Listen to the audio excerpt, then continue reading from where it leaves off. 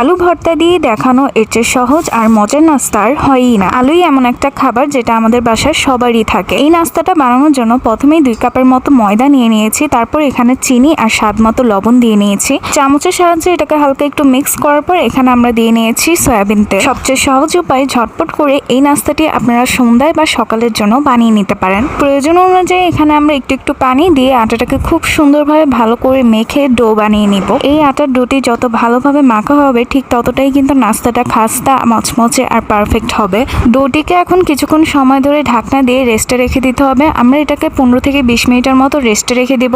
এর মধ্যে এখানে আমরা আলুটাকে সিদ্ধ করে নিয়েছি। আলু সিদ্ধ হওয়ার পর এখানে আলুগুলোকে ছিলে নিচ্ছি। এই নাস্তাটি বানানো এতটাই সহজ আর মজাদার যেটা ছোট বড় যে কেউই কিন্তু খেয়ে খুবই পছন্দ করবে।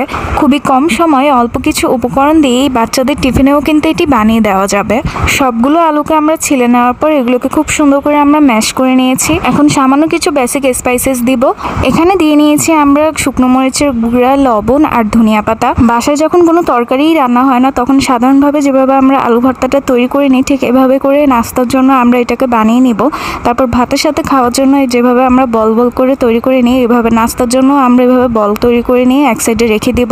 আলুর পুরটা বানানোর সময় আমরা সরিষার তেল বা যে কোনো ধরনের তেলই ব্যবহার করিনি, কারণ এই নাস্তার জন্য আলুর পুরে কোনো ধরনের তেল ব্যবহার করা লাগবে না। এখন ডো থেকে একটু আটা নিয়ে আমরা গোল করে সুন্দর করে রুটি বানিয়ে নিব। বেলার সময় উপরে কিছুটা ময়দা ছড়িয়ে নিয়ে আমরা এভাবে খুব সুন্দর করে বেলুনের সাহায্যে বেলে নিব রুটিটাকে। রুটিটা বেশি পাতলা বা মোটা করা যাবে না, মিডিয়াম রাখতে হবে। আগে থেকেই যে পুরটাকে আমরা রেডি করে রেখেছিলাম, আলুটাকে আমরা বল বল করে এভাবে বানিয়ে নিয়েছিলাম, সেটাকে এখন আমরা রুটির মাঝখানে দিয়ে নিব। রুটিটাকে ঠিক এভাবেই হাতের সাহায্যে আমরা পেঁচিয়ে নিব। হাতের সাহায্যে এভাবে রুটিটাকে পেঁচিয়ে নেওয়ার পর কিন্তু ময়দা দিয়ে আবারও বেলে নিতে হবে।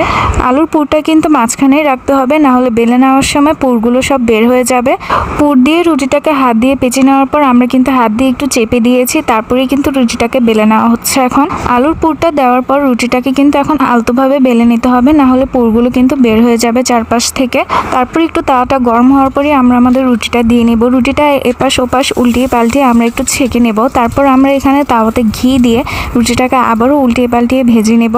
ঠিক কমনভাবেই ভেজে নেব, সকালে যেভাবে আমরা পরোটা ভেজে নিই।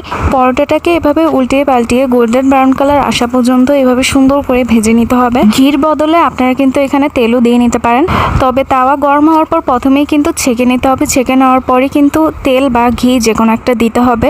দেখুন কত সহজভাবে তৈরি হয়ে গেল আমাদের এই আলুর পুরে ভরা নাস্তাটি। একটু ছিঁড়েও দেখাচ্ছি, রুটিটা আলতোভাবে বেলে নেওয়ার জন্য আমাদের আলুর পুরটা কিন্তু চারপাশে ছড়িয়ে গিয়েছে। এটা কিন্তু এভাবে খেতেই অনেক দারুণ লেগেছে। চাইলে এটা আপনার সস বা যে কোনো তরকারির সাথেও খেতে পারেন। এটি ছিল ঘরোয়া নাস্তা রেসিপি 2। প্রথম রেসিপি কিন্তু পেজে দেওয়া আছে, আপনারা চাইলে দেখে আসতে পারেন। এরকম আরো নতুন নতুন রেসিপি পেতে ফ্লেভার ক্যাপচারের পাশে থাকবেন। সবাই সুস্থ থাকবেন, ভালো থাকবেন। আল্লাহ হাফেজ।